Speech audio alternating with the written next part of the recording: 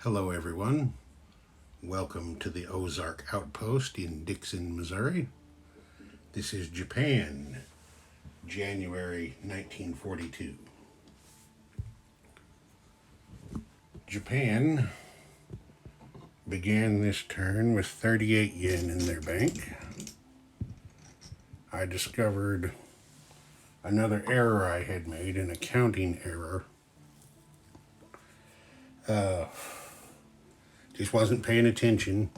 I mistakenly charged the Japanese 6 when they started that heavy cruiser, and a heavy cruiser, well, I'm knocking everything over. A heavy cruiser costs, I just cannot quit knocking this stuff over. A heavy cruiser is 5 and 5, not 6 and 6. So I refunded them the one that I overcharged them. Okay, now we get going here. Japan spent 5 to advance their battleship. They spent another 5 to finish their heavy cruiser.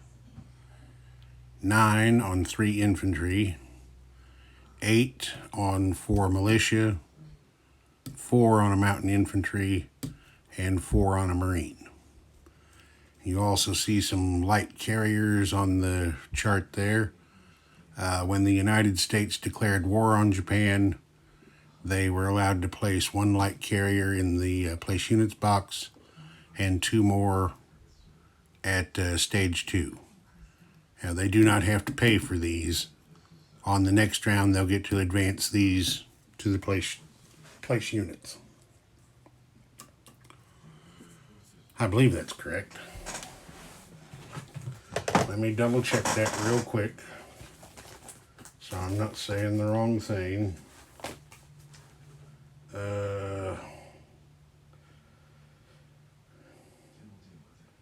Well, it doesn't say that they owe anything on them.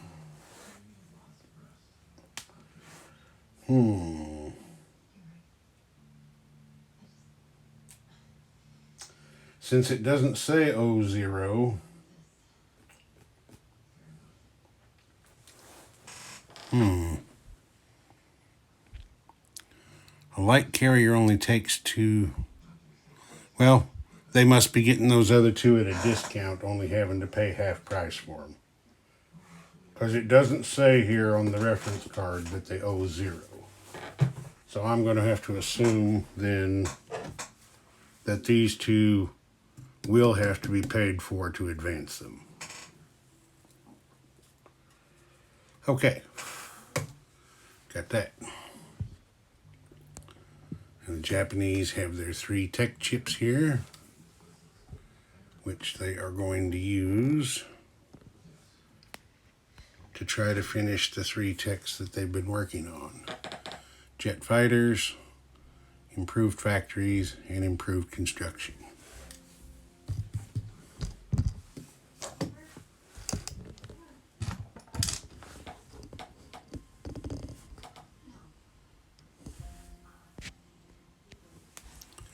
Okay, jet fighters is an 8. Missed with a 2. Improved factories is a 7. Got that with a 12, so it's finished. Improved construction is also a 7. And they move that to stage 2 with an 8. Okay. Now, we're going to come over here.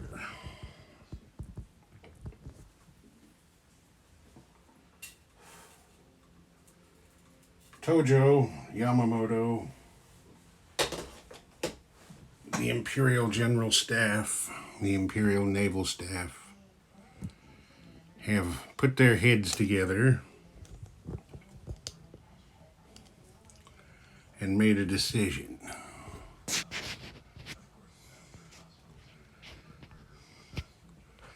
You see the American fleet over there off San Francisco. I'll try to get this so I can zoom in. There. The American fleet off San Francisco over here.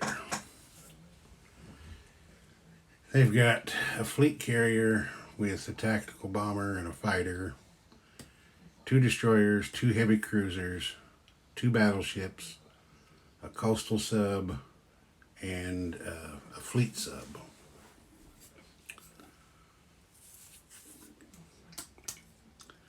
Japan can't sit back and play a defensive war against the United States. Because even with Roosevelt's publicly announced Germany First policy, the Americans can outspend them 2-1. So, I mean, playing a defensive war it isn't going to work for them. Eventually, the Americans will build and build and build and crush them. Because even at this point, we still have, let's see, 1, 2, 3, 4, 5, 6, 7 turns left in the game minimum. Because I'm not playing the variable end. That's a lot of time to build stuff, and a lot of time for the Americans to attack. So they're going to have to hit the Americans while they can, and try to buy themselves some more time. They can also, if this move they're going to do works, they can maybe also take part of the pressure off of Germany in Europe by forcing the Americans to move away from the Germany First policy and have to commit some resources to the Pacific. So, this is what's going to happen. Let's shift down here. Back out a little bit. Okay. This is how they're going to do this.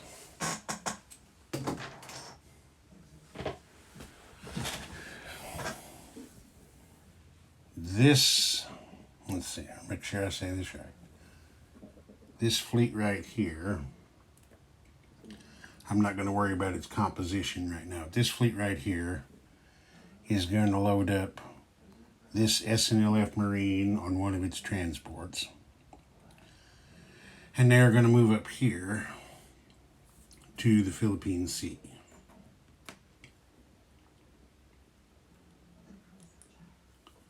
The SNLF goes with it.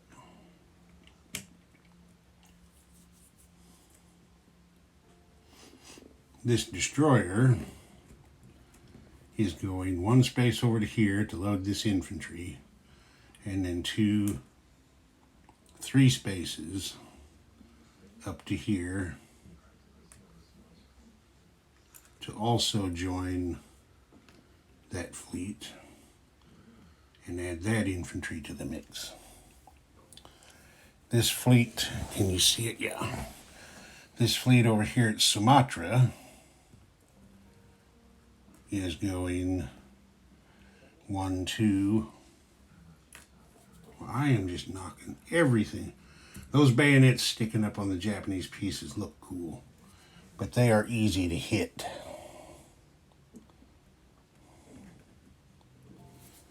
Okay, so that guy goes there. This transport picks up this Marine and hauls him over here to join the action in the Philippines.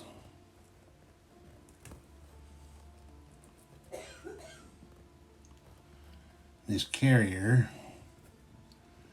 also comes over here to join the action.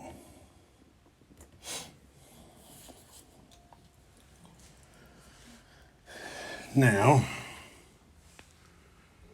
we got that going on. Over here, oh no, now we got to do this part. Well, no, it won't matter at this point. So now over here, this fleet, and I'll detail what's on this card when I get to it. Well, no, I have to do this first. Got to do things in the right order.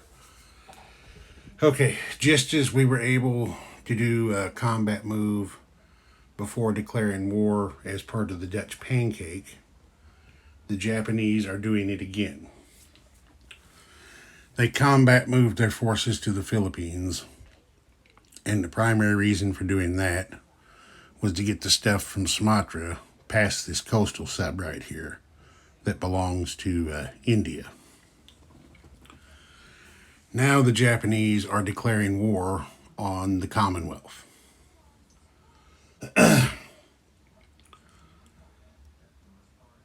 By doing that, they are allowed to initiate their surprise attack special ability.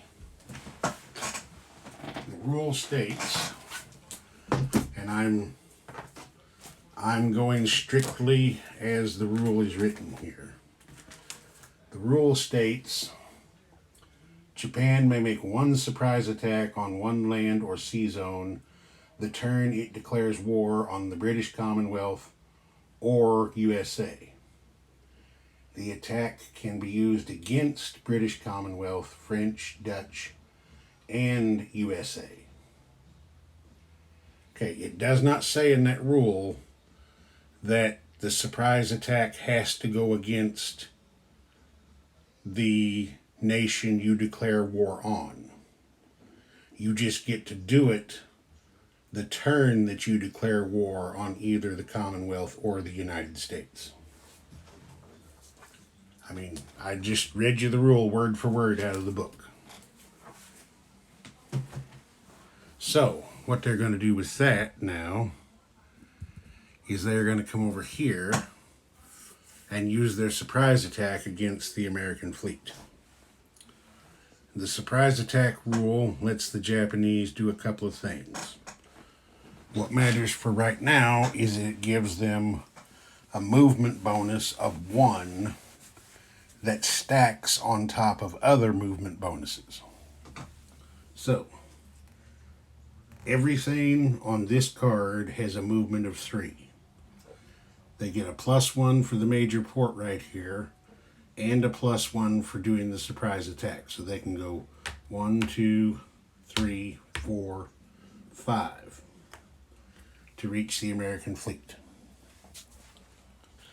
These 2 destroyers right here at the home islands, the Japanese got an extra commander when the United States declared war on them.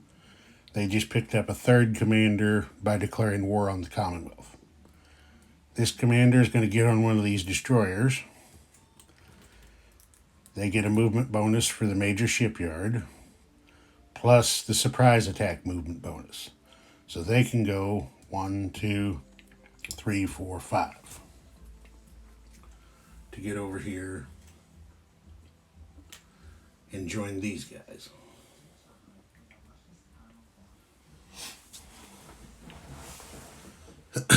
I'll turn the camera now so you can see a little better over there. You can see the fleet is over there now to attack the Americans. And I said we're going to have the invasion of the Philippines down here. There will be a sea battle here. This heavy cruiser and this destroyer are going to be the screening force. Let me look here real quick and make sure I said that right. Yeah. This heavy cruiser and this destroyer are going to be the screening force to attack the American destroyer. And then you have the ships on the card that are able will bombard. Also down here, This coastal sub is going to raid the East Asia line here. That's got an Anzac roundel on it. This sub down here is at the junction of 3 lines. One belonging to Japan, the other 2 belonging to the Commonwealth. The East Asia line and the Indian Ocean line. The Indian Ocean line already has 1 damage on it. It can take 2 more. So between those 2 subs, they could take 2 more off of India, and they could take 2 off of Anzac.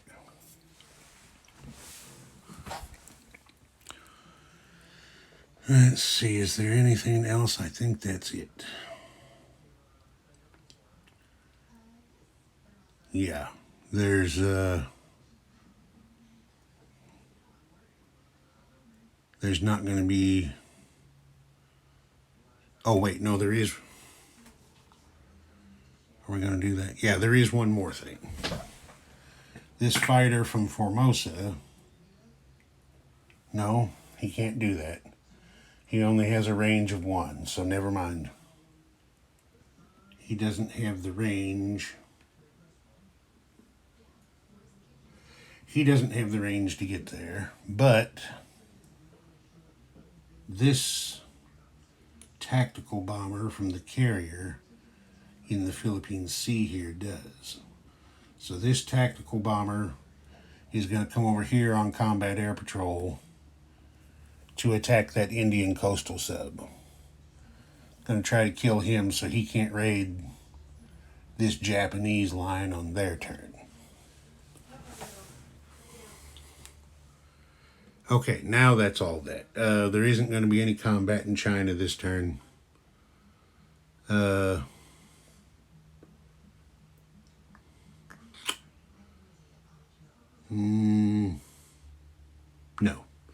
No combat in China this turn.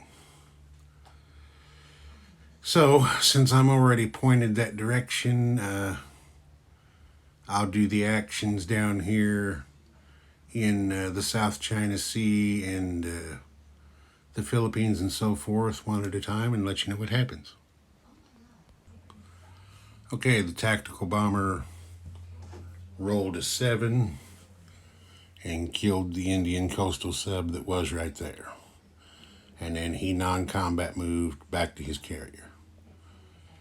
Okay, now I'll come down here and do this convoy raid. Okay, the Japanese sub down here rolled a 6 with a +2 modifier makes 8. And the British rolled a 1 in response for a difference of 7. So that is going to be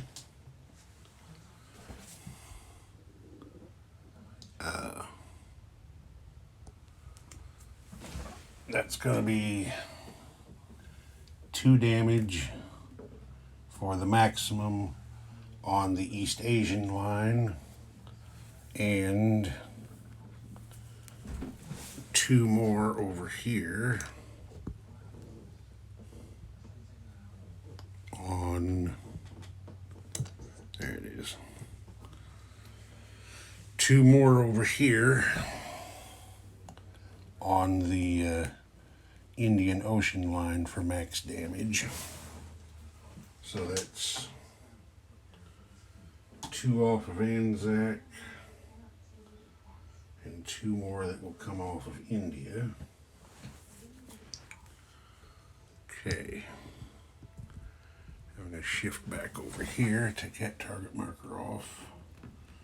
I'm taking the target marker off of the coastal sub down there by Borneo because he can't attack now because the damage for that line is maxed out for this turn.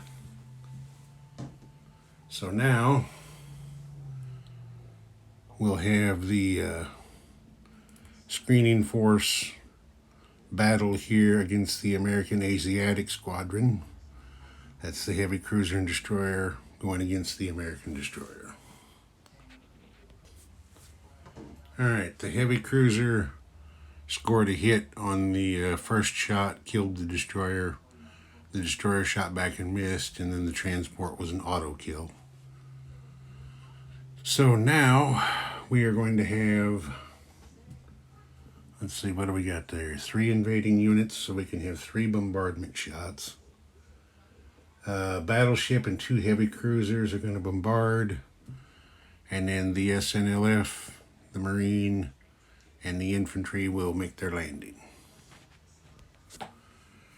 The Japanese captured the Philippines for the loss of 1 infantry. The SNLF, the bombardment shots all missed. The SNLF killed the militia on the 3rd round, and then he came back with a hit, so no double casualties after the 1st round. So I'm going to move it off camera. Japan goes up to from 36 to 38. United States goes down to from 63 to 61. Okay, now we will shift over here to the big fight. And just to make it a little bit easier to see, I'm going to move this task force card out here on its own away from the others so we can get a better look at what the Japanese are bringing to the party. We move these guys over here onto the card so you can see it all as one group.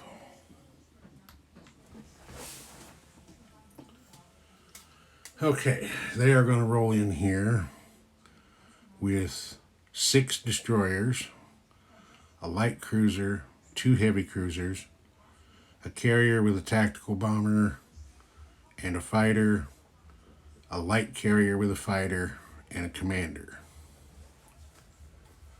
So that's 6, 7, 9, 11, I count that right? 4, 6, 7, 9. Yeah, that's 12 attackers with a commander bonus going up against 2 destroyers, 2 heavy cruisers, 2 battleships, a fleet sub, a coastal sub, a tactical bomber, a fighter, and a fleet carrier. Now, one of the other things about the Japanese surprise attack is that on the 1st round, these 3 Japanese planes get first strike. Also on the 1st round, all of these Americans are -1 on defense. So, for instance, this tactical bomber with his commander bonus is going to be hitting on an 8. And he'll have first strike on the 1st round. But he'll be hitting on an 8 on every round. And the others the same way. Okay, so I will play this one out and we'll see what happens. Setting up the battle board here is making me wonder about something.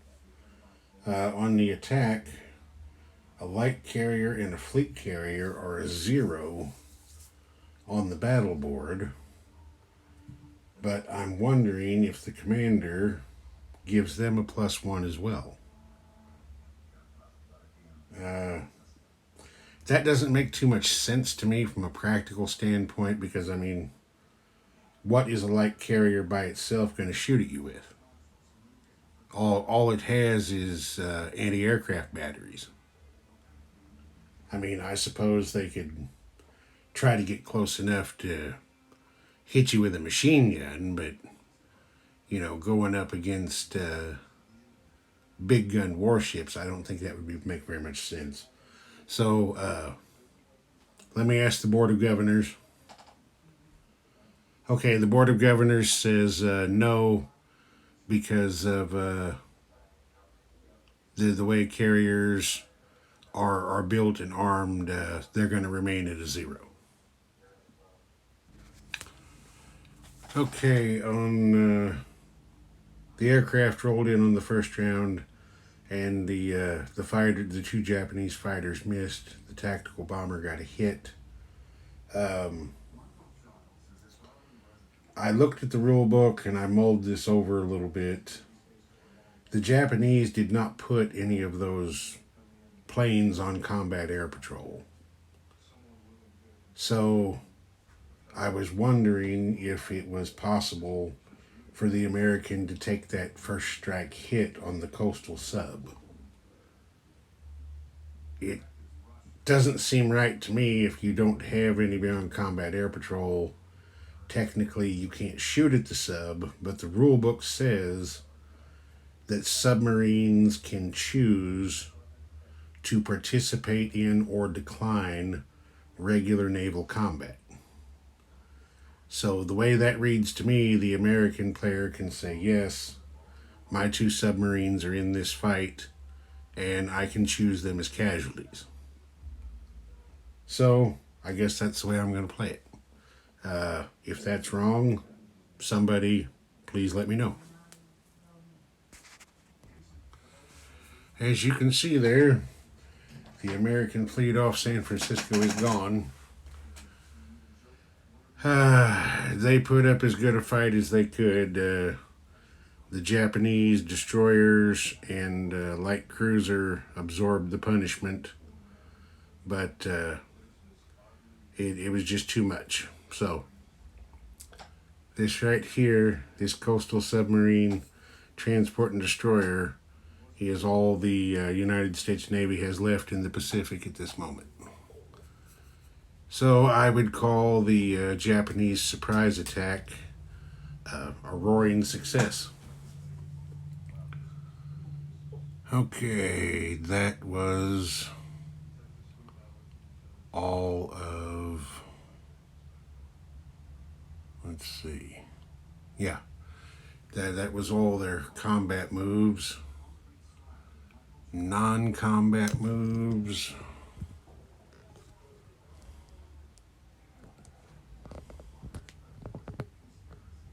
This, see, the Japanese don't have a dockyard, do they? Nope, I sure don't see one. Okay. These 3 transports coming up here to the Sea of Japan. This damaged battleship also coming to the Sea of Japan for repairs.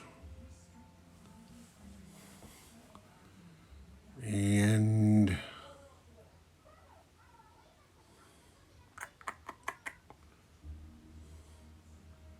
that is it for non-combat. So now we will place our units, as long as we're right here. Light carrier.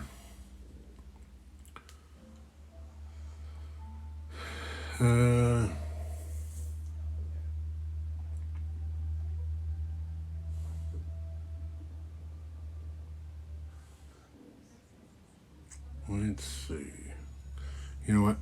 These guys did not move to the Sea of Japan. They came to this sea zone out here.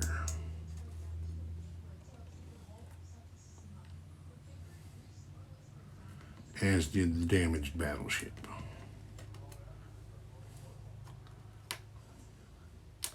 Because once everybody gets fixed and loaded and so forth, being over there gives them an extra movement space. The light carrier goes there, and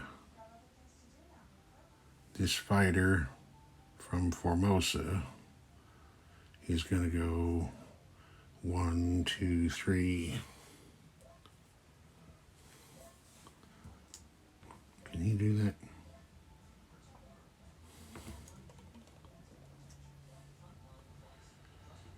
Let's see. Can he do that? No, wait. He doesn't have to do that. That fighter stays on foremost. I got a guy down here that's not on a flight stand, and I'm not used to looking for him like that. There's a fighter right here at Kushu that I placed there for this reason. So he goes on that light carrier. All right. The heavy cruiser also goes to this sea zone. These 3 infantry go to, see, Kushu doesn't connect to that zone, so these 3 infantry are going to the major factory at Tokyo there.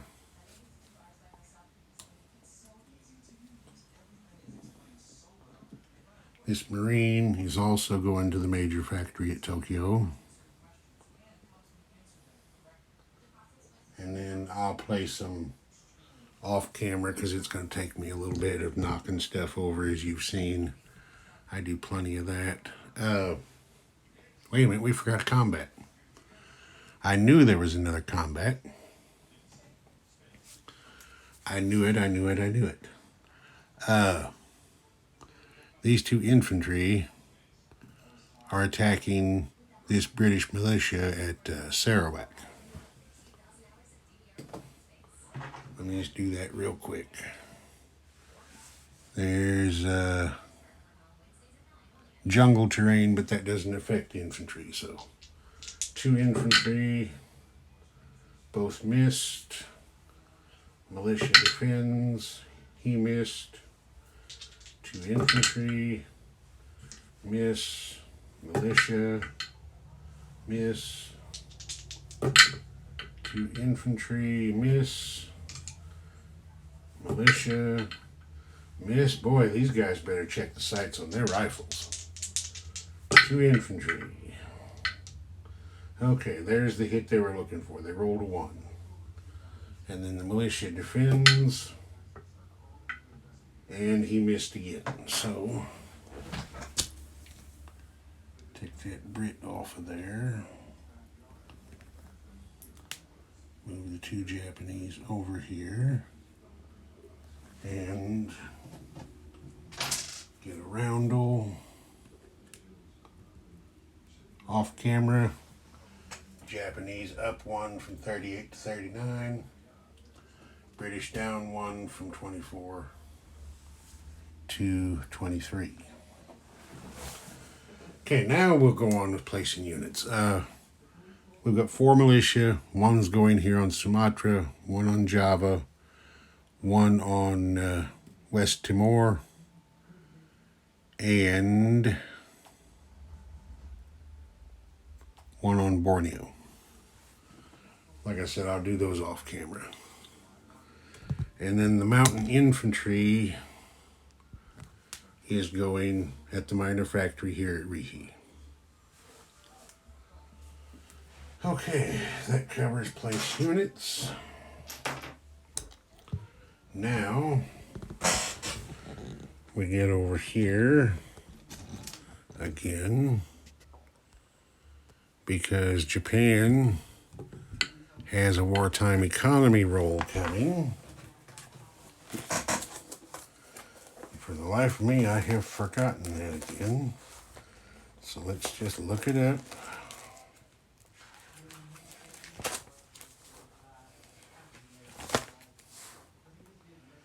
Wartime economy, 2d6.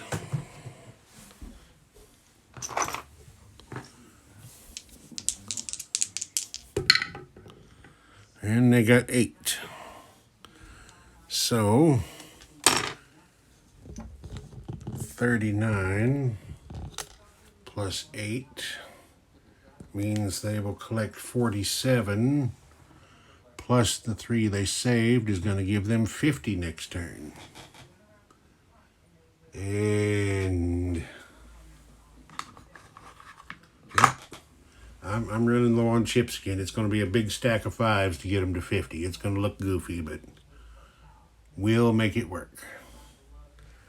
I'm going to take a quick look around and make sure that was it, that I'm not forgetting anything. Yep, that's it. Ozark Outpost. Over and out.